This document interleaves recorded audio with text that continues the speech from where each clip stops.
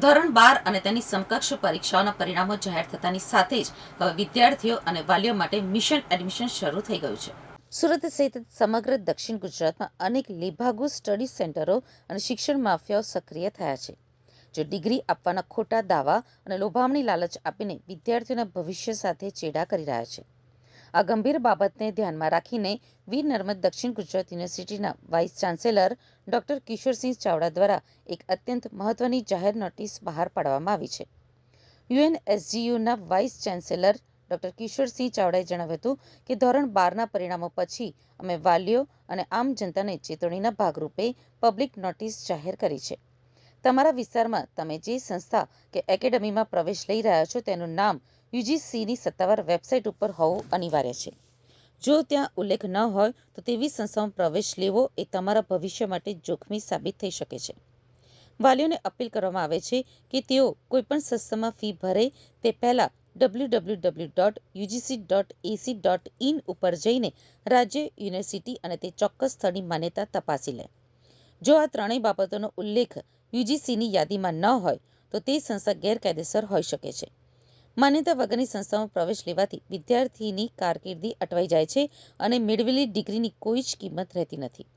છેલ્લા કેટલાક સમયથી શિક્ષણ માફિયાઓ સક્રિય થયા છે, જે ટ્યુશન ક્લાસીસ કે ખાનગી કોચિંગ ઇન્સ્ટિટ્યૂટના ઓઠા હેઠળ અન્ય રાજ્યની ખાનગી યુનિવર્સિટીઓ સાથે જોડાણના ખોટા દાવા કરે છે. તેઓ ઓછી મહેનતે ડિગ્રી કે ઘરે બેઠા પરીક્ષા જેવી લોભામણી જાહેરાતો દ્વારા મધ્યમ વર્ગના વાલીઓને ભ્રમિત કરે છે.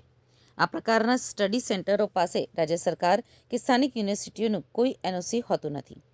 જો વિદ્યાર્થીઓ આવી લેભાગુ સંસ્થાઓમાં પ્રવેશ લે છે તો તેમની મોટી રકમની ફી તો ડૂબે જ છે, પણ સાથે સાથે વર્ષોની મહેનત પણ પાણીમાં જાય છે.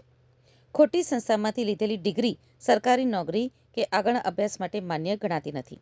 વાઇસ ચાન્સેલરે સ્પષ્ટ કર્યું છે કે આવી સંસ્થાઓમાં પ્રવેશ લેવાથી તમારી કારકિર્દી મુશ્કેલ બની શકે છે, તેથી સમજી વિચારીને ડગલું ભરવું.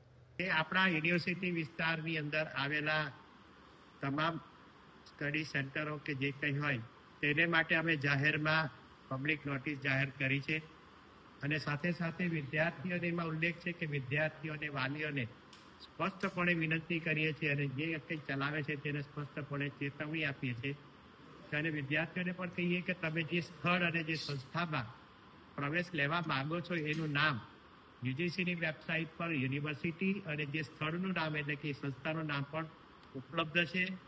એ ન હોય તો એવી કોઈ પણ પ્રકારની એકેડેમી કે એની અંદર પ્રવેશ ન લેવા સ્પષ્ટપણે વિનંતી, જે તમારા ભવિષ્ય માટે ખૂબ જ નુકસાનકારક છે.